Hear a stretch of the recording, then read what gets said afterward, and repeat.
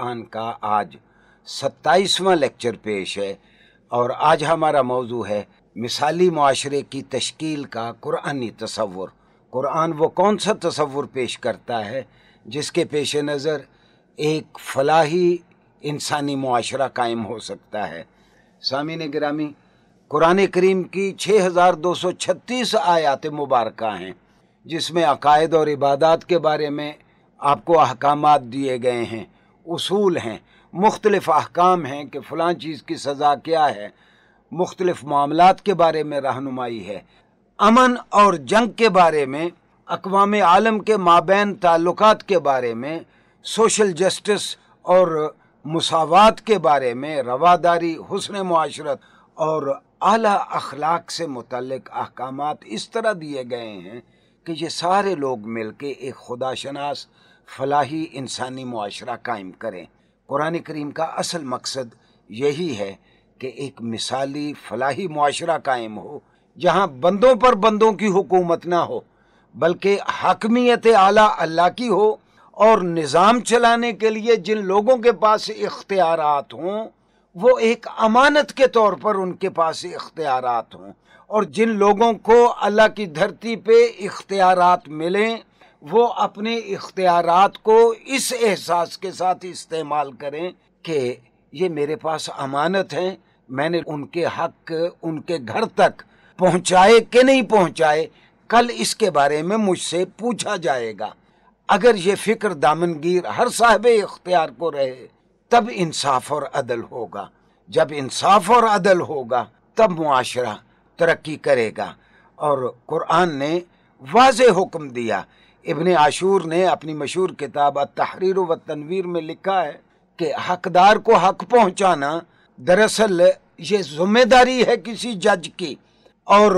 قرآن کا یہ فرمان وَإِذَا حَكَمْتُمْ بَيْنَ النَّاسِ أَن تَحْكُمُوا بِالْعَدْلِ، اگر تم جج کی کرسی پہ بیٹھے ہو تو تمہارے لیے لازم ہے کہ جب تم فیصلے کرو لوگوں کے مابین تو انصاف کے ساتھ فیصلے کرو۔ گویا جج کے فرائض میں ہے کہ جس کو اس کے حق سے محروم کیا گیا ہے اس کو اس کا حق وہ دلا کے رہے۔ اور اسی طرح قرآن نے کہا وَإِذَا قُلْتُمْ فَعْدِلُوا وَلَوْ كَانَ ذَا قُرْبَىٰ، کہ جب تم انصاف کرو تو تم فیصلہ دیتے ہوئے ایسا فیصلہ دو جو 100% انصاف پر مبنی ہو، چاہے تم اپنے کسی قریبی عزیز کے بارے میں فیصلہ کر رہے ہو، بلکہ ایک اور جگہ پہ قرآن نے کہا وَلَوْ عَلَىٰ أَنفُسِكُمْ، جج کے فیصلے کی زد اس کے اپنے اوپر پڑ رہی ہو، اپنے بچوں پہ، اپنی ذات پہ، اپنے خاندان پہ، اپنے بیٹوں پہ پڑ رہی ہو، تو جج پر لازم ہے کہ وہ انصاف کے ساتھ فیصلہ کرے۔ صرف یہی نہیں بلکہ قرآن نے اس کی مزید وضاحت کی وَلَا يَجْرِمَنَّكُمْ شَنَآنُ قَوْمٍ عَلَىٰ أَلَّا تَعْدِلُوا، اگر تمہاری دشمنی ہے کسی کے ساتھ، تمہاری عدالت میں یا تمہارے پاس اختیار ہے فیصلہ کرنے کا، اور تمہارے سامنے فائل آتی ہے تمہارے کسی دشمن کی یا ایسے شخص کی جس کو تم پسند نہیں کرتے، اگر تم نے اس کے بارے میں بھی فیصلہ کرنا ہے تو تم پہ لازم ہے کہ عدل اور انصاف کے ساتھ تم فیصلہ کرو۔ اسلام کے حسن معاشرت کا کمال یہ ہے کہ ہر فرد کے حقوق اور ہر فرد کے فرائض کا تعین کر دیا گیا ہے، چاہے اس کا سوشل سٹیٹس کوئی بھی ہو۔ اللہ نے تو سوشل سٹیٹس نہیں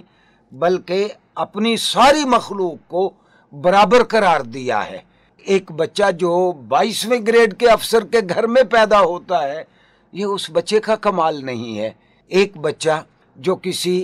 چھوٹے ملازم کے گھر پیدا ہوتا ہے اس میں اس بچے کا قصور نہیں ہے۔ امراء کے بچوں کو، حاریوں کے بچوں کو، جاگیرداروں کے بچوں کو زندگی میں آگے بڑھنے کے لیے برابر مواقع دیے جائیں، اور پھر ان میں سے جو زندگی کی دوڑ میں آگے نکل جائے وہ اس کا حق ہے، وہ اپنی ذہانت اور اپنی لگن سے آگے اگر نکلتا ہے تو انصاف اور عدل یہ ہے کہ اس کو نکلنے کا حق ہونا چاہیے۔ اگر ہم میں سے کوئی سوچتا ہے کہ ہاری کا بچہ ہاری ہی رہنا چاہیے، جرنیل کا بچہ جرنیل ہی رہنا چاہیے، بہت بڑے سی ایس پی افسر کا بچہ سی ایس پی افسر ہی ہونا چاہیے، تو یہ تو ہم طبقات میں اللہ کی مخلوق کو بانٹ رہے ہیں،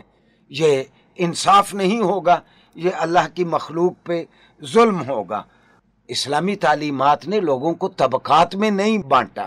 بلکہ قرآن نے کہا وَجَعَلْنَاكُمْ شُعُوبًا وَقَبَائِلَ لِتَعَارَفُوا، ہم نے تو تم کو قبائل میں اور مختلف گروہوں میں اس لیے بانٹا ہے کہ تمہاری عملی زندگی آسان ہو جائے، تم ایک دوسرے کی پہچان کر سکو، نہ کہ فخر و مباحات اور معاشرتی طبقات پیدا کر کے تم اللہ کی مخلوق کو اپنے سے حقیر سمجھنے لگو۔ قرآن کریم نے تو نیا پیمانہ دیا ہے بندوں کی جانچ کا، اور وہ پیمانہ یہ ہے کہ ان اکرمکم عند اللہ اتقاکم، تم میں سے بہتر وہ ہے جو خدا سرشار ہے، جو ہر کام میں یہ دیکھتا ہے کہ اللہ کو کیا پسند ہے کیا ناپسند ہے، اور اپنی پرسنل لائکس اور ڈس لائک سے وہ اللہ کے حق میں دستبردار ہوتا ہے۔ جو آدمی یہ کام کرتا ہے وہ متقی ہے، وہی اللہ کے ہاں اجر پانے والا اور اللہ کے ہاں وہ زیادہ برگزیدہ ہے۔ اور حیرانگی ہوتی ہے کہ اس 21ویں صدی میں جب بنیادی حقوق کا اتنا شور ہے، آپ کے پڑوسی ملک میں ایک دلت کو اس لیے قتل کر دیا جاتا ہے کہ وہ ایک برہمن کے نلکے سے پانی پی لیتا ہے۔ جب برہمن سے پوچھا گیا کہ تم نے اس اللہ کے بندے کو کیوں قتل کیا،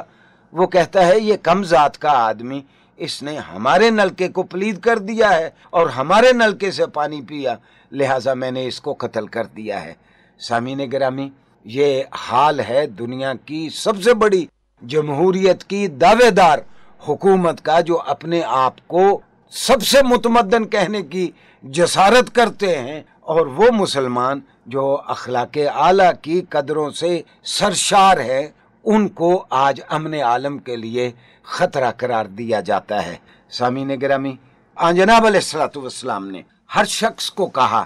کہ کلکم راعٍ و مسئول عن رعیتہ، تم میں سے ہر شخص جواب دہ ہے، وہ ذمہ دار ہے، اور جو لوگ اس کے زیر اثر کام کرتے ہیں وہ ان کے بارے میں جواب دہ ہے۔ مثلا میں اپنے گھر میں بڑا ہوں، میں باپ ہوں، میں رات کی روٹی کما کے نان شبینہ کما کے لاتا ہوں، اور اپنی بیوی بچوں کے لیے میں ذمہ دار ہوں، میں ان کے لیے جواب دہ ہوں۔ اگر میں کسی بڑے دفتر کا سب سے بڑا افسر ہوں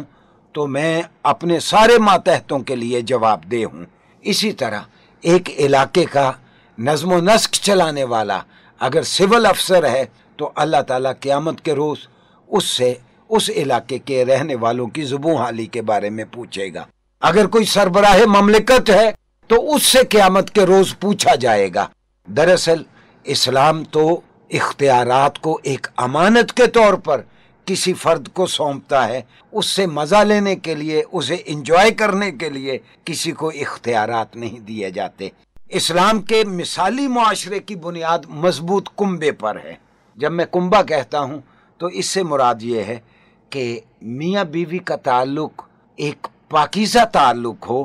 شوہر ادھر ادھر منہ نہ مارتا پھرے، اور بیوی اپنے شوہر کی عزت کی پورے طور پر حفاظت کرے، باپ اپنے بچوں کے حقوق پورے طور پر ادا کرے اور ان کی تربیت میں کوئی کسر نہ اٹھا رکھے۔ جس طرح جناب علیہ الصلوۃ والسلام فرماتے ہیں کہ ایک باپ اپنی اولاد کو جو سب سے بہتر تحفہ دے سکتا ہے وہ اپنی اولاد کی بہتر تربیت ہے۔ جناب علیہ الصلوۃ والسلام نے یہ نہیں فرمایا کہ بہترین تحفہ باپ کی جانب سے ہر بچے کے لیے ایک انڈسٹریل یونٹ ہے، یا ہر بچے کے لیے پوش علاقے میں سنگ مرمر کا ایک محل بنا کے دینا ہے۔ ہاں، باپ اپنے بچوں کو جو سب سے بہتر تحفہ دے سکتا ہے کہ ان کو ایسا شہری بنا دے کہ جو کل قانون کا احترام کرنے والے ہوں اور وہ کل کچھ کنٹریبیوٹ کرنے والے ہوں اپنے معاشرے کے لیے۔ سامعین گرامی، جب ایسا آئلی نظام ہر گھر میں ہوگا تو اس سے ایک خدا شناس معاشرہ پیدا ہوگا جس میں خدا ترسی ہوگی، انسان دوستی ہوگی، ایک دوسرے کو معاف کرنے کا جذبہ ہوگا، صلہ رحمی ہوگی، حقوق العباد کا پاس رکھا جائے گا، خلوص ہوگا، ایثار ہوگا، قربانی کا جذبہ ہوگا۔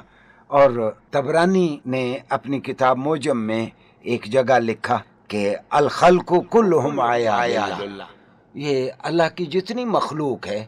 یہ دراصل سارے اللہ کے بچوں کی طرح ہیں۔ واضح رہے کہ اللہ کا کوئی بیٹا نہیں ہے، اللہ کی کوئی گھر والی نہیں ہے، اللہ ان ساری چیزوں سے بالا ہے۔ یہ ایک تشبیہ اور استعارے کا انداز اس لیے اختیار کیا گیا کہ لوگوں کو یہ بات سمجھ آئے کہ جناب علیہ الصلوۃ والسلام فرماتے ہیں الخلق کلہم عیال اللہ، ساری کی ساری مخلوق اللہ کے بچوں کی مانند ہے۔ فَأَحَبُّهُمْ إِلَى اللَّهِ أَنْفَعُهُمْ لِعِيَالِهِ، اور جو اللہ کی اس مخلوق اور اللہ کے ان بچوں کا سب سے زیادہ خیال رکھنے والا ہے وہ اللہ کو سب سے زیادہ عزیز ہے۔ سامعین گرامی، جو لوگ اللہ کی مخلوق کی خدمت کرتے ہیں اللہ ہی ان کو دنیا میں سرفراز کرتا ہے۔ اور آخری بات سامعین گرامی، اس مثالی معاشرے کی تشکیل کے بارے میں آپ سے یہ عرض کروں گا کہ آج تک ہم مسلمانوں کی 3 شناختیں ہیں۔ 1450 سال سے ہم دھرتی پہ ہیں، ہماری آویزش بھی رہی مختلف قوموں کے ساتھ، صلیبی جنگیں بھی ہوئی، ہمارے معتقدات پہ بھی حملے کیے گئے، ہماری کلچرل اور تہذیبی روایات کو بھی نشانہ بنایا گیا، اور آج سب سے زیادہ نشانہ ہیں تو ہم مسلمان ہیں۔ ہماری 3 شناختیں ہیں۔ 3 شناختیں کون سی ہیں؟ کہ ہم دنیا بھر کے مسلمان، 1.5 ارب مسلمان دنیا کے، وہ ایک نظریاتی گروپ ہے۔ نظریاتی گروپ سے مراد یہ ہے کہ ان کا ایک اپنا ورلڈ ویو ہے، زندگی کو دیکھنے کا ان کا ایک اپنا زاویہ ہے کہ کل ہم نے اللہ کے سامنے پیش ہونا ہے۔ ہم سارے کے سارے مسلمان ایک خدا کو ماننے والے ہیں، اور وہ سارے یہ سوچتے ہیں اپنی اپنی جگہ پہ کہ اللہ کی دھرتی پہ اس کا قانون ہونا چاہیے، اور اس کا قانون اس کے نیک اور صالح لوگوں کے ہاتھوں دھرتی پہ لاگو ہونا چاہیے۔ دوسری ہماری شناخت پچھلے 1450 سال سے سامعین گرامی یہ ہے کہ دنیا میں مسلمان ایک ورلڈ نیشن کے طور پر موجود ہیں۔ دھرتی کے کسی حصے پہ چلے جائیں آپ کو جناب علیہ الصلوۃ والسلام کے شہدائی شمع رسالت کے پروانے آپ کو وہاں بھی ملیں گے۔ ایک اللہ کو ماننے والے اور قرآن کو اللہ کی کتاب ماننے والے دنیا کے ہر حصے میں آپ کو ملیں گے۔ کچھ کمزور ہوں گے، کچھ راسخ العقیدہ ہوں گے، باہر تو یہ ایک ورلڈ نیشن ہے، عالمی قوم ہے دنیا میں ہم۔ اور تیسری ہماری شناخت یہ ہے کہ دنیا کے سارے 1.5 ارب مسلمان دراصل ایک پارٹی ہیں، اور اس پارٹی کی لیڈرشپ خود جناب صلی اللہ علیہ وآلہ وسلم کے ہاتھ میں ہے۔ ہمارا ایک ہی لیڈر ہے اور وہ محمد عربی صلی اللہ علیہ وسلم ہے۔ یہی سبب ہے کہ بنگلہ دیش میں سیلاب آتا ہے تو ہمیں اپنی نبضیں یہاں ڈوبتی ہوئی محسوس ہوتی ہیں، یہاں لوڈ شیڈنگ ہوتی ہے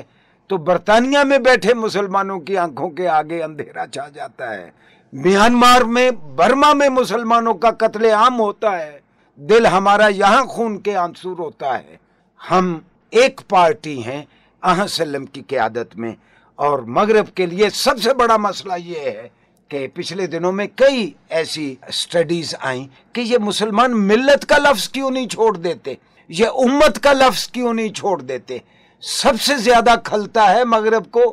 تو آج ملت کا لفظ اور امت کا لفظ کھلتا ہے۔ اللہ کرے یہ تڑپ آج کی نوجوان نسل میں بھی اسی طرح ہو، اور کل آپ کو ایک ایسا قائد ملے